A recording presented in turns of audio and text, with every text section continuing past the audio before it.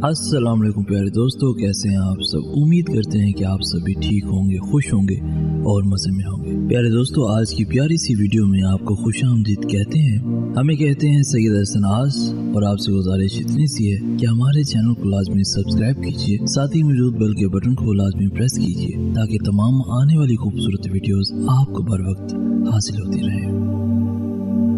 शायद कोई भी इंसान इतना मजबूत नहीं होता कि हकीकत को फौरन तस्लीम कर ले या उन चीज़ों और उन लोगों के पीछे भागना छोड़ दे जो हमारी नहीं होती। मैं भी ऐसे ही भागा करता था उन चीज़ों के पीछे जिनसे मुझे तकलीफ़ मिलती थी, जो मेरी नहीं थी, मगर फिर भी दिल कहता था अल्लाह दुआ कबूल करने वाला है, उससे मांगो, वो नसीब बदल देगा।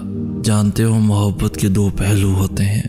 एक वो जब हम दूसरे से ये उम्मीद रखते हैं कि जो हम चाहते हैं वो वैसा ही करे, और दूसरा पहलू वो जब हम उसकी खुशी में अपनी खुशी तलाश कर लेते हैं, शिकवे शिकायतें नहीं करते। मैं भी ऐसा ही था, पहले जिद करता था अल्लाह से कि मुझे ये चाहिए, कि मुझे ये दे दो, और अगर वो चीज़ मिल भी जाती थी तो बेसुकून रहता था। फिर मैंने अपनी खुशी को अल्लाह की रज़ा में ढूंढना शुरू किया और मुझे सुकून मिलने लगा। फिर मैंने इस हकीकत को तस्लीम किया कि आपको हमेशा वो नहीं मिलता जो आप चाहते हो, और जानते हो, जब मैंने ये तस्लीम कर लिया तो मुझे उस चीज़ से नवाज दिया गया जिसका मैंने कभी तस्वुर भी नहीं किया था। अल्लाह की मोहब्बत, फिर मुझे अल्लाह की कुर्बत से नवाज दिया गया। कभी कभार मैं इस दिल को समझा लेता हूँ कि जो चला गया वो अच्छा नहीं था, वो बेहतर नहीं था, तभी दूर कर दिया गया मुझसे, और तब ऐसा लगता है जैसे सब्र आ गया हो। मगर फिर अगले ही लम्हे कुछ न कुछ ऐसा हो जाता है कि दिल फिर से उसी पुरानी याद की गिरफ्त में आ जाता है। फिर यूं लगता है जैसे वो सब्र बस गम का एक छोटा सा वक्फा था।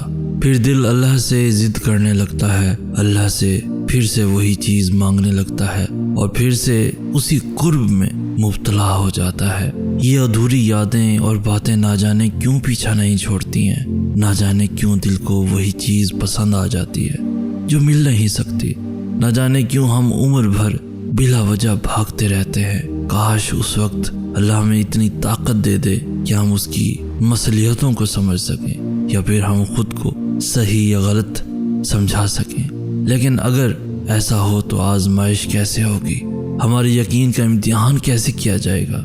बस इसीलिए कभी कभार कुछ बुरा होने में भी हमारी बेहतरी होती है, क्योंकि वो चीज़ हमें बुरी लग रही होती है, लेकिन अल्लाह तो सब जानता है और वही सब्र देने वाला है। सब्र आखिर इतना मुश्किल क्यों होता है, और मसला ये है कि इसके बगैर चैन भी नहीं पड़ता।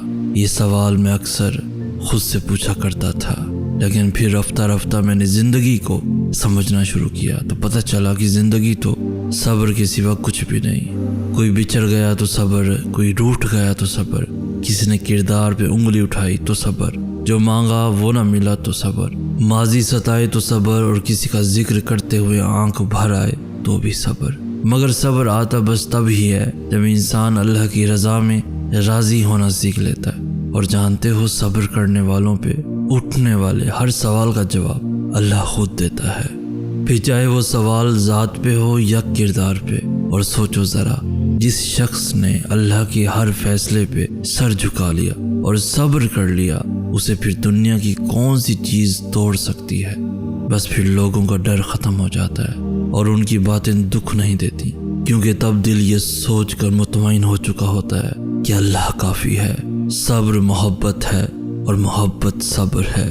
दोस्तों, जिसने मोहब्बत करना सीख लिया उसने शाहरग तक का फासला तय कर लिया, और जिसने सब्र करना सीख लिया उसने अपने और अल्लाह के दरमियान हाइल होने वाला हर फासला ख़त्म कर दिया। अल्लाह ने जिसको जो समझाना होता है समझा देता है। तवक्कुल वो रास्ता है जिसके ज़रिए आग ठंडी कर दी जाती है, जो दरिया में रास्ता बनवा देता है, जो यूसुफ अलैहिस्सलाम को याकूब अलैहिस्सलाम से मिलवा देता है, जो शदीद तूफ़ानों में कश्ती नूह पार लगा देता है, जो पानी पर घोड़े दौड़ा देता है। तो फिर क्या तुम अपने उस रब पर तवक्कुल न करोगे जो नामुमकिन को मुमकिन करने की ताकत कुदरत रखता है। बहुत से लोग दुनिया में जानबूझकर धोखा खाते हैं, انہیں معلوم ہوتا ہے کہ ہم جس بندے پر اپنے خالص جذبات کا خزانہ لٹا رہے ہیں وہ اس قابل نہیں ہے، اس کے باوجود انسان بڑا خوش فہم واقع ہوا ہے۔ وہ ایک ذرا سی امید اور خوشگمانی کے چکر میں اپنی محبت کے مدار کے ارد گرد چکر لگاتا رہتا ہے کہ شاید کہیں کوئی اندر جانے کا راستہ مل جائے۔ ایسے لوگ جان بوجھ کر اپنے دل کے کہنے پر سیرابوں کے پیچھے بھاگتے ہیں اور آخر تھک ہار کر گر جاتے ہیں۔ اور اگر اللہ تمہارے مقدر کا فیصلہ تمہارے ہاتھ میں بھی تھما دے تب بھی تم اپنے لیے وہ نہیں سوچ سکتے جو اللہ نے تمہارے لیے سوچ رکھا ہے۔ اور بھی صبر کرو، کیونکہ اللہ جب تمہیں کنارے پہ لا کر کھڑا کر دیتا ہے تب وہ یا تو تمہیں تھام لیتا ہے یا اڑنا سکھا دیتا ہے۔ دوستو یاد رکھو، صبر کرنا اتنا آسان ہوتا تو اللہ نے صبر پہ اتنا اجر نہ رکھا ہوتا۔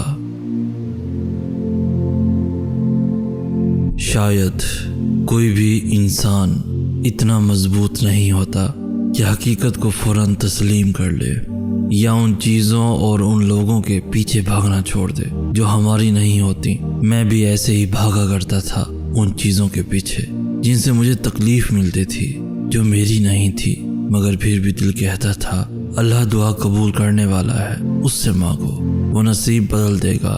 جانتے ہو محبت کے دو پہلو ہوتے ہیں، ایک وہ جب ہم دوسرے سے یہ امید رکھتے ہیں کہ جو ہم چاہتے ہیں وہ ویسا ہی کرے، اور دوسرا پہلو وہ جب ہم اس کی خوشی میں اپنی خوشی تلاش کر لیتے ہیں، شکوے شکایتیں نہیں کرتے۔